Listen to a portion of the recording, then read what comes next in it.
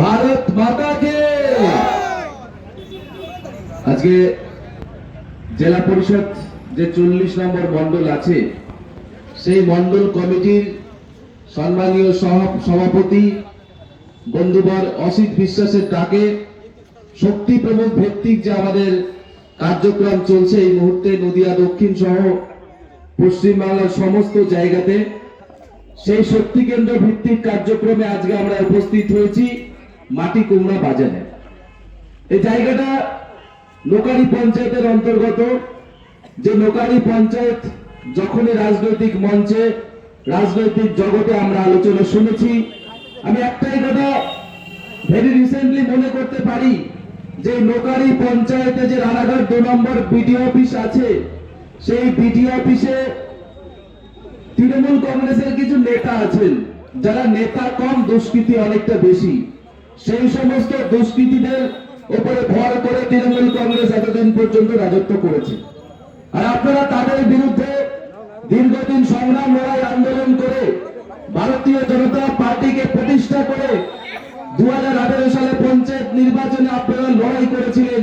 যদিও সেই লড়াইটা বাস্তবায়িত হয়নি সেই সন্ত্রাসবাদীদের মদতের কারণে, কিন্তু তারপরে আপনারা গুটি গুটি করে শূন্য থেকে শুরু করে ভারতীয় জনতা পার্টি সংগঠনকে আপনারা এত ভালো জায়গাতে পৌঁছে নিয়ে আসতে পেরেছেন যে রানাঘাট দক্ষিণ বিধানসভা থেকে, এই পঞ্চায়েত থেকে আমাদের প্রার্থী শ্রদ্ধেয় জগন্নাথ সরকার মহাশয়, যিনি এতক্ষণ বক্তব্য দিলেন, তিনি বিপুল ভোটে জয়ী হয়েছিলেন।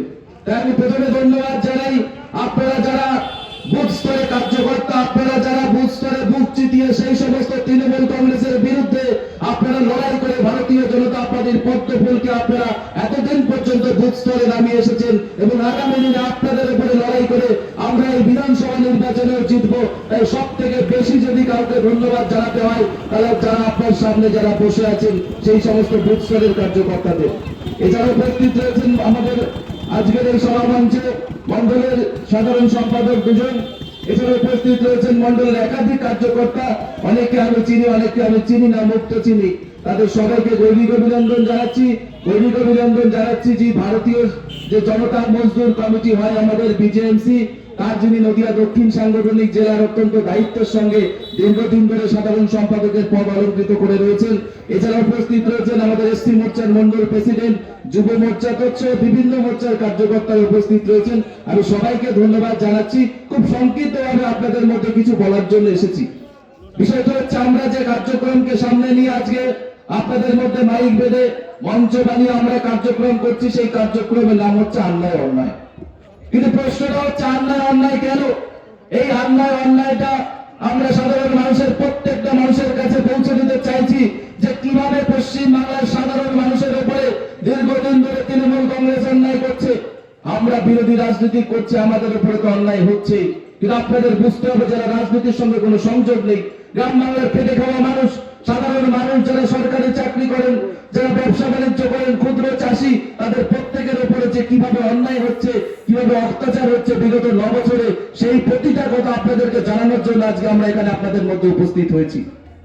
বন্ধুগণ, রাজনৈতিক কর্মকাণ্ড করার প্রতিটা অধিকার কিন্তু প্রতিটা রাজনৈতিক দলের থাকা উচিত। শুধুমাত্র বিজেপি করি বলে আমাদের উপর আক্রমণ হবে, শুধুমাত্র বিজেপি করি বলে আমাদের অপমানিত হতে হবে, লাঞ্ছিত হতে হবে, এটাই যদি শুধুমাত্র তৃণমূল কংগ্রেস ক্ষমতায় আছে বলে যদি এখানকার নেতারা করে থাকেন, আপনারা একবার ভেবে দেখুন, আপনারা যারা এতদিন পরে অত্যাচারিত হতে হতে আপনাদের মানসিক অবস্থা কোন জায়গাতে পৌঁছেছে, যে আগামী দিনে যখন তৃণমূল কংগ্রেস ক্ষমতায় থাকবে না, সেই সমস্ত তৃণমূল কংগ্রেসের নেতাদেরকে আপনারা কি করবেন, সিদ্ধান্তটা আপনারা নিয়ে নিন। সিদ্ধান্তটা আপনারাই বাস্তবায়িত করবেন 2021 সালের নির্বাচনের পরে। বন্ধুগণ, কথায় অনেক রকম কথা উঠবে, পথসভা মানে আমরা বিভিন্ন বিষয়ের উপরে বক্তব্য রাখবো। অনেক বক্তারা বলেছেন যে কিভাবে পশ্চিম বাংলার রাজনৈতিক মাটিতে ভারতীয় জনতা পার্টিকে যেভাবে অপদস্থ করা হয়েছে, সেই সঙ্গে পশ্চিম বাংলার রাজনীতিতে ভারতীয় জনতা পার্টির উত্থানটাও কিন্তু ঘটেছে এই তৃণমূল কংগ্রেসের অত্যাচারের কারণে।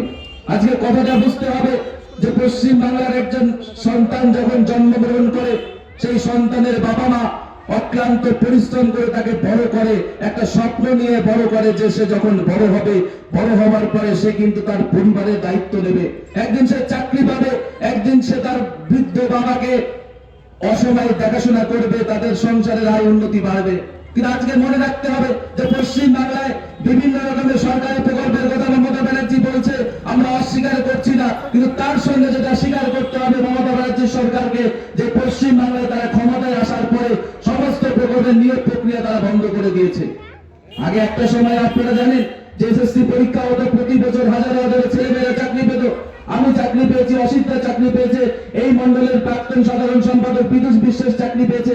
আমাদের কারোর কিন্তু কোনো টাকা পয়সা বা কোনো কিছু দিতে হয়নি, আমরা প্রত্যেকে মেধার ভিত্তিতে চাকরি পেয়েছি। কিন্তু আজকের পরিস্থিতিটা একবার দেখুন, আপনারা যারা এখানে বসে রয়েছেন ছেড়ে দিন, আপনারা তো বিজেপি করেন। পশ্চিমবঙ্গে বিজেপিদের কোনো দাম নেই। এলাকার তৃণমূল কংগ্রেসের নেতাদের বাড়িতে গিয়ে জিজ্ঞেস করুন, তারা এতদিন পর্যন্ত তাদের দল করে কাটমানি খেয়ে চুরি করে টাকা ইনকাম করে সেই টাকা দিয়ে তার একমাত্র সন্তানকে পড়াশোনা করিয়েছে। কিন্তু পড়াশোনা করিয়ে দেখুন আজকের দিনে তার সন্তানও বেকার রয়েছে। তাহলে প্রতিবাদটা কোথায় করতে হবে? প্রতিবাদটা আমাদের আগামী দিনে 2021 সালে নির্বাচনে করতে হবে। যদি আপনারা সরকারকে না পরিবর্তন করতে পারেন বন্ধু, তাহলে বাংলায় কোন রকম কোন কর্মসংস্থান হবে না, বাংলায় কোন রকম কোন নিয়োগ প্রক্রিয়া হবে না। আর যদি কর্মসংস্থানের না হয় তাহলে রাজনীতি করে কি হবে? বিষয়টা বোঝার দরকার আছে। আমরা ব্যবসা করি, বাণিজ্য করি, সমস্ত কিছুর ঊর্ধ্বে উঠে আমরা কিন্তু আমার পরিবারের নিরাপত্তার কথা ভাবি, আমার বাড়ির সন্তানের নিরাপত্তার কথা ভাবি, তার ভবিষ্যতের কথা ভাবি, আমার বাড়ির মেয়েটাকে ভালো সুপাত্রস্থ করার কথা ভাবি। একটা সরকারি কর্মচারীর কাছে আমার বাড়ির একমাত্র মেয়েকে বিবাহ দেব। কিন্তু ভাবুন, যারা বিবাহযোগ্য মেয়ে রয়েছেন যার বাড়িতে, দেখুন এতদিন পর্যন্ত প্রায় 7 বছর ধরে কোনো রিক্রুটমেন্ট নেই।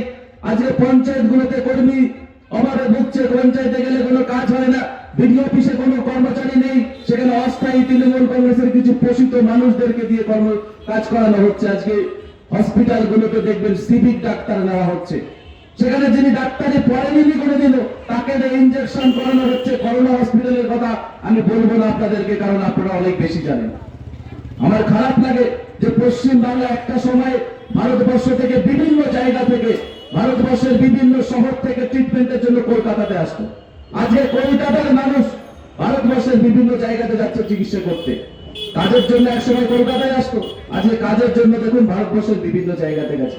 মমতা ব্যানার্জি এতদিন স্বীকার করতো না, মুখ্যমন্ত্রী মমতা ব্যানার্জি এতদিন স্বীকার করতো না, তিনি বলতেন যে বাংলায় কর্মসংস্থানে নাকি ভারতবর্ষের মধ্যে 1 নম্বর। আমি বলতে চাইছি তৃণমূল কংগ্রেসের ছোটখাটো লিলিপুট তৃণমূল কংগ্রেসের নেতাদেরকে, আপনারা যদি বলেন মমতা ব্যানার্জি আমার উন্নয়ন হয়েছে, তাহলে এই 65 লক্ষ পরিযায়ী শ্রমিক থেকে আসলো, তারা কোথায় গেছিল কাজ করতে? তারা গেছিল বিজেপি শাসিত গুজরাটে সোনার কাজ করতে, তারা গেছিল বিজেপি শাসিত ব্যাঙ্গালোরে কাজ করতে, তারা গেছিল মহারাষ্ট্রে কাজ করতে, তারা গেছিল দিল্লিতে কাজ করতে। প্রতিটা জায়গাতে কোনো না কোনো সময় কিন্তু বিজেপি শাসন ক্ষমতায় ছিল। তাই সেই সমস্ত মানুষ একবার ভাবা দরকার আছে। আমরা এখানে অনেক মানুষ বসে আছি, আপনাদের বাড়ির কোনো না কোনো সন্তান কিন্তু শুধুমাত্র দিনে 300 টাকা ইনকাম করার জন্য, বাস্তব তথ্য, শুধুমাত্র 300 টাকা ইনকাম করার জন্য নিজের পরিবারের মা বাবা সন্তান আত্মীয় পরিজনদের ছেড়ে দিয়ে 6 মাস 7 মাস 10 মাস করে তারা কিন্তু কেরালায় পড়ে থাকে। সেখানকার ভাষা তারা বুঝতে পারে না, সেখানকার খাবার তারা খেতে পারে না, কিন্তু শুধুমাত্র তারা ভাবে তার বাড়িতে বৃদ্ধ বাবা রয়েছে, সেই বৃদ্ধ বাবার মুখে যদি দুবেলা অন্ন তুলে দিতে হয় তাহলে তাকে বাধ্য হয়ে কিন্তু সেখানে কাজ করতে হবে। আজকে এটা বাস্তব পরিস্থিতি। এই বাস্তব পরিস্থিতিতে যারা শিকার হয়েছেন তাদেরকে আগামী দিনে 2019-21 সালের নির্বাচনে এই তৃণমূল মুক্ত বাংলা করতে হবে। কারণ তৃণমূল মুক্ত বাংলা যদি আমরা না করতে পারি তাহলে বাংলার শিক্ষা সংস্কৃতির সঙ্গে যে কর্মসংস্কৃতি ধ্বংস হয়েছে সেটা কিন্তু আমরা কোনোদিনই ফেরত পেতে পারবো না। আমাদের সমস্ত কিছুর জন্য পশ্চিম বাংলার বাইরে যেতে হবে। আমি অবাক হই, আপনারা অনেকে শুনেছেন তৃণমূল কংগ্রেসের নেতারা কি ভাষণ দেয় বলুন তো? জামাত সরকার কন্যাশ্রী দিয়েছে। আমিও স্বীকার করছি যে মমতা ব্যানার্জি সরকার কন্যাশ্রী দিয়েছে। কি সেই কন্যাশ্রী প্রকল্প? যে আপনার বাড়ির সন্তান মহিলা মানে মেয়ে যদি 18 বছর হয়ে যায় তাহলে সে 25,000 টাকা পাবে। এটা সত্যি তো? একবার ভাবুন, সেই 25,000 টাকা থেকে যখন তৃণমূল কংগ্রেসের নেতারা কাটমানি খায় 5,000 টাকা, তাহলে সেই তৃণমূল কংগ্রেসের নেতাদেরকে আপনারা কি করবেন? প্রশ্ন করতে হবে তৃণমূল কংগ্রেসের নেতাদেরকে যে সেই কন্যাশ্রী প্রকল্পের টাকাও তারা কাটমানি খেয়ে নিচ্ছে এবং তখন তাদের 25,000 টাকা দেওয়া হয়। তারপরে সেই মেয়ে যখন কলেজে ভর্তি হওয়ার জন্য কলেজে যায়, কলেজে ওই আমাদের যুবরাজ আছেন যিনি বাংলায়, যুবরাজ তারা তৃণমূল কংগ্রেস থেকে বলে আমরা বলতে চাই না। যিনি লিফটে নেমে রাজনীতি করেন, হেলিকপ্টার চড়ে রাজনীতি করেন, তাকে বাংলার যুবরাজ আমরা বলতে চাই না। সেই যুবরাজে তাদের বিভিন্ন এজেন্সি খোলা আছে প্রতিটা কলেজে। হিসাবটা আপনারা বুঝবেন। 25,000 টাকা আপনার মেয়ে পাবে, কিন্তু সে যখন কলেজে ভর্তি হতে যাবে, সে যখন বাংলা অনার্স নিতে যাবে, তখন তার কাছ থেকে 50,000 টাকা নেবে। আমরা পড়াশোনা করেছি, আমরা সিপিএম এর বিরুদ্ধে লড়াই করে রাজনীতি করে আমরা পড়াশোনা করেছি, কিন্তু এটা আমরা স্বীকার করি যে সেই সময় কিন্তু আমাদের এই কাটমানি দিতে হয়নি। আজকে কলেজে ভর্তি হতে গেলে কাটমানি দিতে হবে। কিসের জন্য কাটমানি দিতে হবে? তার কারণ ক্যাশব্যাক পলিসি বলে এটাকে, যে তোমাকে আমি 25,000 টাকা দেবো, কিন্তু সেই 25,000 টাকা থেকে আমি পরবর্তীতে আপনার মেয়ে যখন কলেজে ভর্তি হবে তার কাছ থেকে 50,000 টাকা তুলে নেবো। এটাই হচ্ছে বাংলার রাজনীতি। আর এই রাজনীতি যদি আগামী দিনে চলতে থাকে বন্ধু, তাহলে ভেবে দেখুন যে একটা পেটের শিশু থেকে, পেটের বাচ্চা থেকে শুরু করে যিনি বৃদ্ধ বয়সে অসুস্থ অবস্থায় মারা যাচ্ছেন, একটা মানুষও বাংলায় নিরাপদে নেই। তাই আমরা রাজনীতি করি, রাজনীতি কারণে আপনাদের কাছে কথা বলবো, রাজনীতি কারণে আপনাদের কাছে আমরা প্রশ্ন তুলে ধরবো, কিন্তু আপনাদেরকেও বিবেককে প্রশ্ন করতে হবে যে পশ্চিম বাংলার রাজনৈতিক ময়দানে যিনি বসে আছেন, সেই তৃণমূল কংগ্রেসের নেত্রী এবং তার সমস্ত বুথ স্তর থেকে শুরু করে জেলা মন্ডল স্তরে যে সমস্ত তৃণমূল কংগ্রেসের নেতারা রয়েছেন, তাদের দিকে একবার তাকিয়ে দেখতে হবে তাদের আচার ব্যবহার। আজকে বাংলার গর্ব মমতা ব্যানার্জি করা হয়েছিল, আপনারা সবাই হয়তো শুনেছেন যে ছোটবেলা থেকে বাংলার প্রতিটা মানুষ যাদেরকে এতদিন পর্যন্ত গর্ব হিসেবে দেখে এসেছে, সেই সমস্ত গর্বকে হাটিয়ে দিয়ে বলা হলো বাংলার গর্ব মমতা। আরে বাংলার কিসের গর্ব মমতা?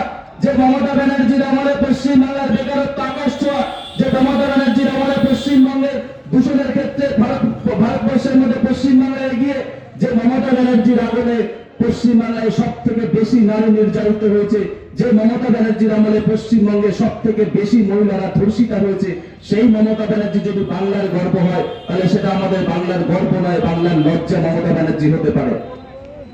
আজকে বাংলার গর্ব মমতা ব্যানার্জি মার্কেটে খায়নি, তারা বাংলার গর্ব মমতা ব্যানার্জি করে মানুষের কাছে মমতা ব্যানার্জির ইমেজটাকে পরিষ্কার করতে চেয়েছিল, সেটা চলেনি, তাই নতুন করে নিয়ে এসেছে দুয়ারে সরকার। আমি প্রশ্ন করি আপনাদেরকে, আপনারা বলুন তো আপনাদের জীবদ্দশা, আপনারা অনেক সিনিয়র কার্যকর্তা এখানে বসে আছেন, জীবনে কখন আপনারা শুনেছেন কথাটা দুয়ারে সরকার? সরকার দুয়ারে আসবে কেন?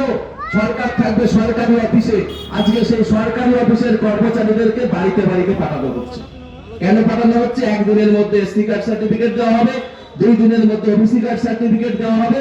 আর একটা লাইন আপনারা দেখেছেন তো সমস্ত জায়গাতে, সাইবার ক্যাফে থেকে শুরু করে প্রতিটা জায়গাতে কি স্বাস্থ্য সাথী কার্ড করা হয়। আমার বিশ্বাস আপনারা এই অভিজ্ঞতার সঙ্গে যুক্ত আছেন, আপনাদের এই অভিজ্ঞতা হয়েছে, আপনাদের এলাকায় একটা এখন বিশাল বড় লাইন, কি স্বাস্থ্য সাথী কার্ড করা হবে। কি সেই স্বাস্থ্য সাথী কার্ড? পশ্চিমবাংলার মানুষ হচ্ছে 9.5 কোটি, সেই 9.5 কোটির মধ্যে 10 কোটি মানুষকে উনি, আমি জানি না 50 লক্ষ মানুষ উনি কোথা থেকে আনবেন, 10 কোটি মানুষকে স্বাস্থ্য সাথীর আওতায় নিয়ে আসবেন, এবং সেই স্বাস্থ্য সাথীর আওতায় নাকি 2 লক্ষ করে টাকা পাবে, হেড তারা পাবে। একবার ভাবুন, যদি 10% মানুষও, এই 10 কোটি মানুষের 10% মানুষ যদি প্রতি বছরে তারা যদি সেই স্বাস্থ্য সাথীর কার্ড ক্লেম করে, তাহলে কত টাকা হবে?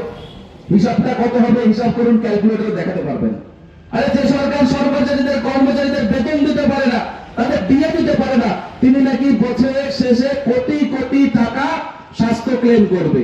যাদের ইতিমধ্যে স্বাস্থ্য সাথীর কার্ড আছে তাদের কাছ থেকে অভিজ্ঞতাটা শেয়ার করবেন। আমার এক বন্ধু একদিন বলেছিল, তিনি তৃণমূল কংগ্রেসের নেতা, নেতৃত্ব করেন, যে তার ওয়াইফ মিসেস একটা প্রবলেম হয়েছে, মাইক্রো সার্জারি করতে হবে, অপারেশন করতে হবে, 2 লক্ষ টাকা দরকার। তো হসপিটালে গেছে, কলকাতার একটা নামকরা বেসরকারি হসপিটাল, যেহেতু তিনিও সরকারি কর্মচারী, নামকরা হসপিটালে না গেলে তাদের একটু মেন্টালি স্যাটিসফ্যাকশনটা আসবে না। তো সেখানে যাওয়ার পরে সে তো ভেবেছে আমার দিদি মমতা ব্যানার্জি, সকাল বিকাল ফেসবুকে ঢালাই করে তিনি প্রচার করেন মমতা ব্যানার্জি।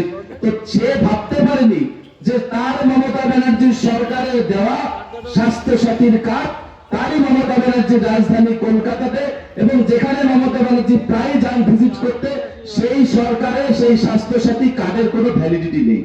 তাকে পরিষ্কার করে বলে দেওয়া হলো যে আপনার কাছে যদি অন্য কোনো কোম্পানির স্বাস্থ্য বীমার কার্ড থাকে আপনি নিয়ে আসুন, আপনার কাছে যদি প্রাইভেট কোনো সংস্থার স্বাস্থ্য বীমার কার্ড থেকে নিয়ে আসুন, কিন্তু পশ্চিমবঙ্গ সরকারের স্বাস্থ্য সাথীর কার্ড আমরা অ্যাকসেপ্ট করব না। এটাই হচ্ছে বাংলার স্বাস্থ্য সাথী কার্ডের আসল গল্প। তাই এই গল্পের পেছনে আপনারা ছুটবেন না। আপনারা মনে রাখবেন যে ভারতবর্ষের সরকার, ভারতবর্ষের প্রধানমন্ত্রী প্রতিটা মানুষের জন্য, প্রায় 7 কোটি মানুষের জন্য তিনি আয়ুষ্মান ভারত কার্ড চালু করেছেন, যে কার্ডের মাধ্যমে আপনি ভারতবর্ষের যে কোনো সরকারি বেসরকারি ছোট বড় মাঝারি যে কোনো হসপিটালে আপনারা যেতে পারেন, সেখানে মারণব্যাধির থেকে শুরু করে সমস্ত ধরনের রোগের চিকিৎসা করার শেষে আপনাদের কোনো টাকা দিতে হবে না, সম্পূর্ণ টাকা দেবে আমাদের কেন্দ্র সরকার। সেই আয়ুষ্মান কার্ড পশ্চিমবঙ্গ সরকার আজকে বন্ধ করে রেখেছে। বিশ্বাস রাখুন 2021 সালের নির্বাচনের পরে যখন ভারতীয় জনতা পার্টি ক্ষমতায় আসবে, আমরা সর্বপ্রথম আয়ুষ্মান ভারত কার্ডটা আমরা আপনাদের জন্য, প্রত্যেকের জন্য আমরা চালু করে দেব। আপনারা বিনা পয়সা খরচ করে কোনো টেনশন ছাড়া আপনারা কিন্তু পশ্চিমবাংলা সহ ভারতবর্ষের বিভিন্ন জায়গাতে আপনার চিকিৎসা ব্যবস্থা করতে পারবেন। আরেকটা কথা বলে আমি আমার বক্তব্য শেষ করব। অনেকেই ভাবছেন যে আমরা ক্ষমতায় আসলে কি করব। দেখুন, প্রতিটা রাজনৈতিক দল ক্ষমতায় আসার প্রাককালে তাদের নির্বাচনী ইস্তেহার প্রকাশ করে। সেটা আমরা 2011 সালে নির্বাচনের পূর্বে আমরা মমতা ব্যানার্জির ঢালাই বস্তা বস্তা প্রতিশ্রুতি আমরা দেখেছিলাম। সেই বস্তা বস্তা প্রতিশ্রুতির মধ্যে কটা প্রতিশ্রুতি তিনি পালন করতে পেরেছেন তাকে প্রশ্ন করা হলে তিনি নিজে উত্তর দিতে পারবেন না। অন্যদিকে 2014 সালে ভারতীয় জনতা পার্টি তারা যে নির্বাচনী ইস্তেহার দিয়েছিল, সেখানে প্রতিটা কথা কিন্তু আজকের দিনে তারা পূরণ করে রেখেছে এবং আগামী দিনে আপনাদেরকে কথা দিয়ে যাচ্ছে এই মঞ্চ থেকে, ভারতীয় জনতা পার্টির পশ্চিমবঙ্গ প্রদেশ নেতৃত্বের প্রয়োজনায় একটা ঘোষণা করা হয়েছে যে পশ্চিমবাংলায় যদি ভারতীয় জনতা পার্টি 2021 সালে ক্ষমতায় আসবে, মনে রাখবেন ভারতবর্ষ পশ্চিমবাংলার বিভিন্ন জায়গা থেকে বেকার যুবক যুবতীরা তারা আবেদন করতে পারে। সেই আবেদনের উপর ভিত্তি করে বছরে মিনিমাম 5 লক্ষ কর্মসংস্থান করব এবং 5 বছরে আমরা 75 লক্ষ কর্মসংস্থানের দিকে তাকিয়ে আমরা আগামী দিনে 2021 সালের নির্বাচনের প্রাক মুহূর্তে আমরা এই ঘোষণাপত্র আমরা করেছি। আমরা সেই কাজ প্রক্রিয়া ইতিমধ্যে শুরু হয়েছে। আপনারা মনে রাখবেন যে আপনারা আবেদনের ভিত্তিতে যখন সরকার গঠন হবে এবং সরকার গঠন হওয়ার পরে যখন আমাদের এই কর্মসংস্থানের বিভিন্ন অ্যাডভার্টাইজমেন্ট ঘোষণা করা হবে, তারা কিন্তু অগ্রাধিকার পাবে। এই কথা বলে এবং এলাকার সমস্ত মানুষদেরকে আমি আরেকটু বিশেষ করে ধন্যবাদ জানাচ্ছি। দেখুন, তৃণমূল কংগ্রেসের ভালো অব্যাহত। আজকে আপনারা খবরে দেখুন, একটু আগে জিতেন্দ্র তেওয়ারি নাম শুনেছেন তো, আসানসোলের মেয়র, তিনি ওখানকার প্রভাবশালী তৃণমূল কংগ্রেসের নেতা। তিনি আজকে তৃণমূল কংগ্রেস দল ত্যাগ করেছেন। কদিন আগে কে দল ত্যাগ করলো? শুভেন্দু অধিকারী। তো এই ধরনের নেতা কিন্তু আগামী দিন আমাদের এলাকাতে দল ত্যাগ করবে। তাই তৃণমূল কংগ্রেসের যে সমস্ত নেতারা এখনো পর্যন্ত আপনাদের দিকে চোখ রাঙাচ্ছে, ভয় দেখাচ্ছে, তাদেরকে পরিষ্কার করে বলে দিন যে 21 সালের পরে তোমাদের সঙ্গে দেখা হবে, 21 সালের পরে তোমাদের সঙ্গে লড়াই হবে। লড়াইয়ের ময়দানে আমরা লড়াই করে তার জবাব দেবো। সবাই ভালো থাকুন। জয় হিন্দ, বন্দে মাতরম, ভারত মাতা জয় হোক। ধন্যবাদ।